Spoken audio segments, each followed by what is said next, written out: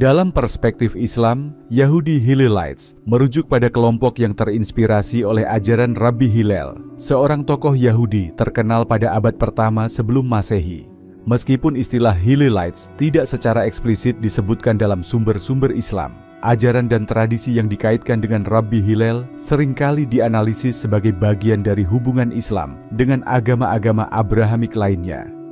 Berikut adalah penjelasan tentang kemunculan Yahudi Hillelites dan bagaimana hal itu dipahami dari perspektif Islam.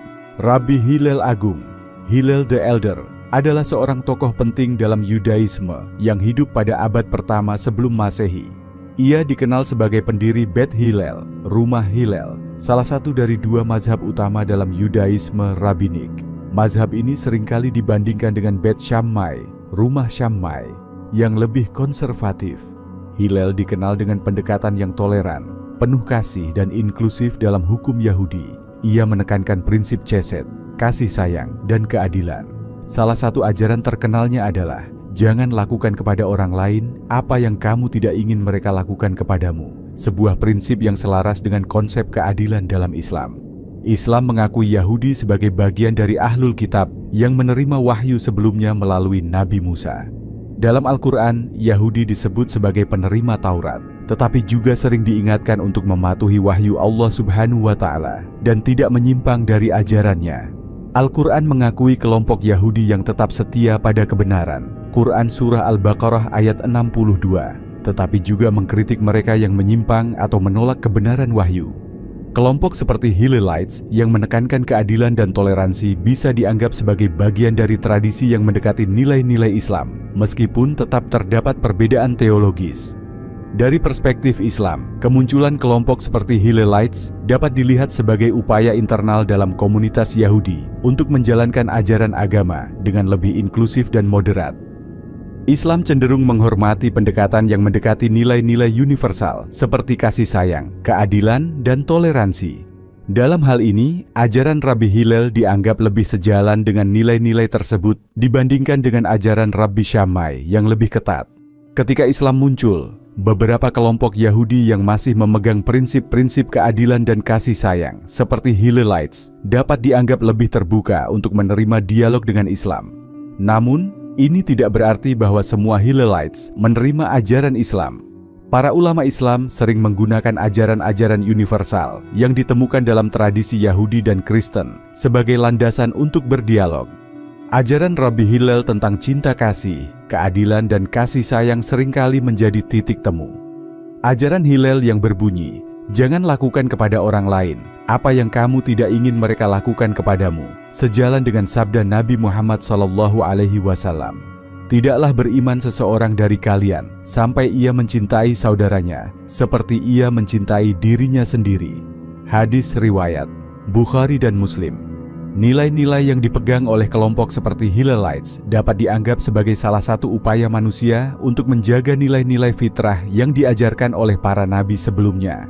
Kemunculan Hillelites dalam sejarah Yahudi mencerminkan dinamika internal dalam komunitas Yahudi untuk menafsirkan dan menjalankan ajaran Taurat dengan pendekatan yang lebih moderat dan inklusif.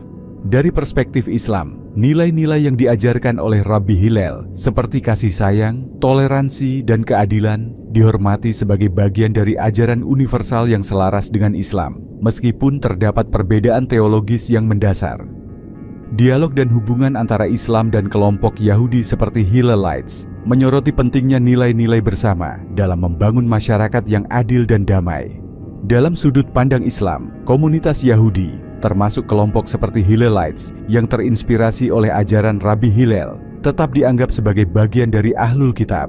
Namun, seperti komunitas Yahudi lainnya, mereka juga dikritik dalam Al-Quran dan tradisi Islam jika ada penyimpangan dari ajaran Tauhid yang murni. Berikut adalah beberapa penyimpangan yang mungkin terkait dengan Yahudi Hillelites dari perspektif Islam. Islam menegaskan bahwa inti dari ajaran para nabi, termasuk Nabi Musa, adalah Tauhid, yaitu keesaan Allah Subhanahu wa Ta'ala. Dalam Al-Quran, umat Yahudi sering diperingatkan untuk tidak menyimpang dari ajaran ini. Dalam beberapa kasus, Al-Quran mencatat bahwa sebagian umat Yahudi menyimpang dari Tauhid, misalnya dengan penyembahan anak sapi. Quran Surah Al-Baqarah ayat 51 hingga 54. Meskipun Hillelites mungkin tidak secara langsung terlibat dalam penyembahan berhala, penyimpangan dari tauhid tetap menjadi perhatian utama Islam. Salah satu penyimpangan utama yang dikritik dalam Al-Quran adalah penolakan sebagian besar komunitas Yahudi terhadap kenabian Muhammad SAW. Quran Surah Al-Baqarah 89. Dalam pandangan Islam, menerima semua nabi, termasuk Nabi Muhammad SAW, adalah syarat keimanan. Hillelites, seperti mazhab Yahudi lainnya, dikenal karena interpretasi hukum mereka yang fleksibel dan humanis. Dalam Islam, fleksibilitas hukum diperbolehkan, tetapi tidak boleh menyimpang dari ketentuan Allah Subhanahu wa Ta'ala. Jika ajaran Hillelites terlalu mengutamakan rasionalitas manusia sehingga mengesampingkan wahyu, ini dianggap sebagai bentuk penyimpangan. Dalam Islam, wahyu Allah Subhanahu wa Ta'ala harus menjadi dasar utama hukum, bukan interpretasi manusia semata. Islam juga mengkritik beberapa praktik dalam komunitas Yahudi terkait manipulasi hukum, seperti pengubahan hukum hari Sabat untuk keuntungan duniawi. Quran Surah Al-A'raf ayat 163. Jika kelompok Hillelites melakukan praktik serupa, hal ini juga dianggap penyimpangan. Kelompok seperti Hillelites mungkin dianggap terlalu menyesuaikan hukum agama untuk kepentingan sosial dan duniawi. Dalam Islam, agama dipandang sebagai panduan yang harus ditaati tanpa kompromi terhadap prinsip dasar. Al-Quran menuduh sebagian umat Yahudi telah mengubah isi Taurat untuk kepentingan duniawi. Quran Surah Al-Baqarah ayat 75 hingga 79. Jika kelompok seperti Hillelites terlibat dalam praktik semacam itu, ini dianggap sebagai penyimpangan besar. Dalam beberapa kasus, Islam mengkritik umat Yahudi yang terlalu terpengaruh oleh budaya non-tauhid, sehingga menyimpang dari ajaran yang murni. Walaupun Hillelites dikenal lebih toleran dalam Yudaisme, beberapa aspek ajaran Yahudi tetap dikritik Islam karena dianggap eksklusif. Konsep bahwa Yahudi adalah bangsa pilihan Tuhan seringkali dikritik dalam Islam jika digunakan untuk menjustifikasi ketidakadilan atau penolakan terhadap umat lain. Dalam Islam, semua manusia dipandang sama di hadapan Allah Subhanahu wa Ta'ala, kecuali dalam ketakwaan. Quran Surah Al-Hujurat ayat 13. Jika Hillelites mempertahankan keyakinan bahwa hanya mereka yang memiliki akses eksklusif terhadap kebenaran, ini dianggap bertentangan dengan ajaran Islam yang lebih inklusif. Dalam perspektif Islam, umat Yahudi diajak untuk memahami nubuat tentang Nabi Muhammad SAW yang disebutkan dalam kitab suci mereka. Jika kelompok seperti Hillelites mengabaikan atau menolak hal ini, maka mereka dianggap menyimpang dari jalan yang benar. Islam menganggap bahwa tanda-tanda kenabian Muhammad SAW telah disebutkan dalam Taurat dan Injil. Quran Surah Al-A'raf ayat 157. Penolakan terhadap kebenaran ini dilihat sebagai bukti penyimpangan. Dari sudut pandang Islam, penyimpangan Yahudi Hillelites terutama terkait dengan isu teologis seperti penolakan terhadap tauhid yang murni, penolakan terhadap Nabi Muhammad SAW, dan kemungkinan manipulasi hukum untuk kepentingan duniawi. Meskipun kelompok ini memiliki pendekatan yang lebih moderat dan toleran dalam hukum, Islam tetap menekankan bahwa kebenaran hanya ditemukan dalam mengikuti wahyu Allah Subhanahu wa Ta'ala secara murni dan menerima semua nabi yang diutusnya. Penilaian ini mencerminkan pandangan Islam tentang hubungan antara agama-agama Abrahamik.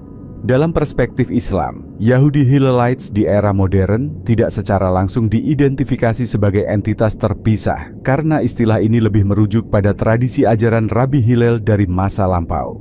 Namun, prinsip-prinsip dan nilai-nilai yang diasosiasikan dengan Hillelites seperti toleransi, cinta kasih, keadilan, dan fleksibilitas hukum dapat ditemukan dalam beberapa gerakan Yudaisme modern seperti Reform Judaism dan Progressive Judaism.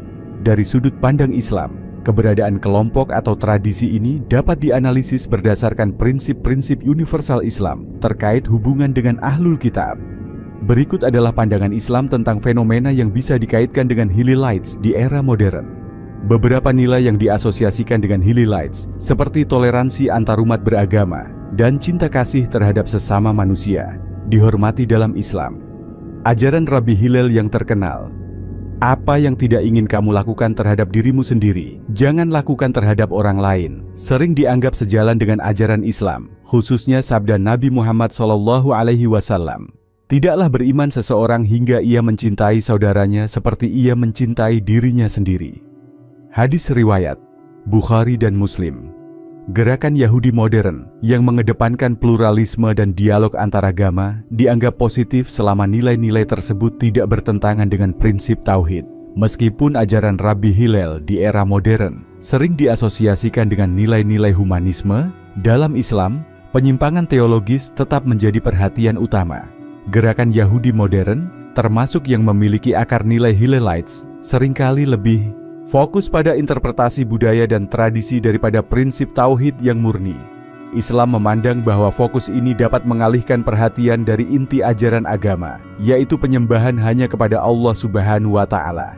Beberapa kelompok dalam Reform Judaism atau Progressive Judaism mengadopsi pandangan sekular atau agnostik. Islam menganggap ini sebagai penyimpangan besar dari ajaran agama yang benar, karena mengurangi peran wahyu dalam kehidupan manusia. Gerakan modern yang meneruskan nilai-nilai Hillelites seringkali terlibat dalam dialog antaragama, termasuk dengan umat Islam.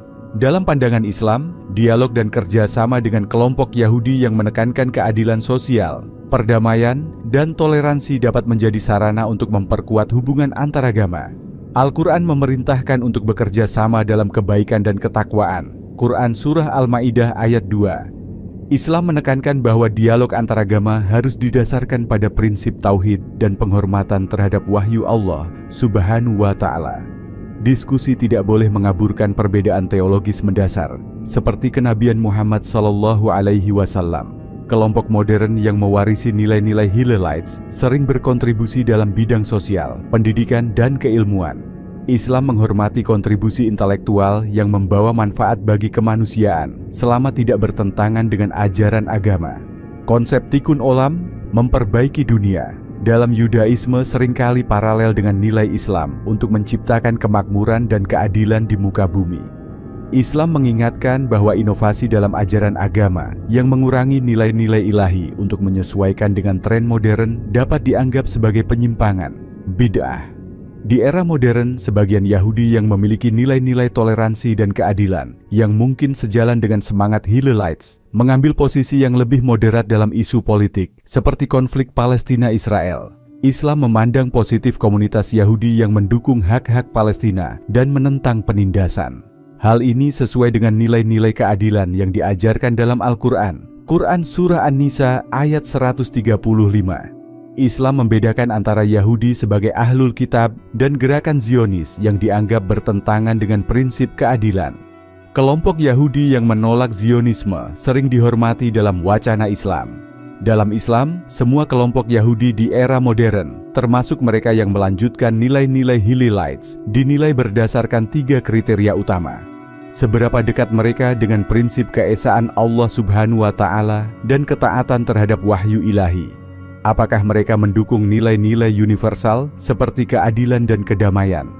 Apakah mereka menghormati Islam sebagai agama wahyu terakhir dan berpartisipasi dalam dialog yang konstruktif? Dari perspektif Islam, Yahudi Hillelites di era modern dapat dihormati karena beberapa nilai mereka yang sejalan dengan prinsip Islam, seperti toleransi, keadilan, dan cinta kasih.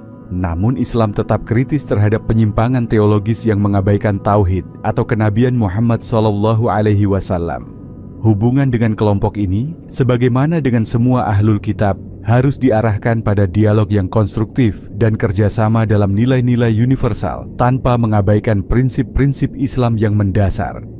Pandangan ilmuwan Muslim dan ulama Islam tentang Yahudi Hillelites dan konsep akhir zaman serta Mesias, Al-Masih, dapat dipahami dalam konteks perbedaan teologis yang mendalam antara Yudaisme dan Islam, meskipun ada juga beberapa kesamaan dalam keyakinan terhadap konsep Mesias dan akhir zaman.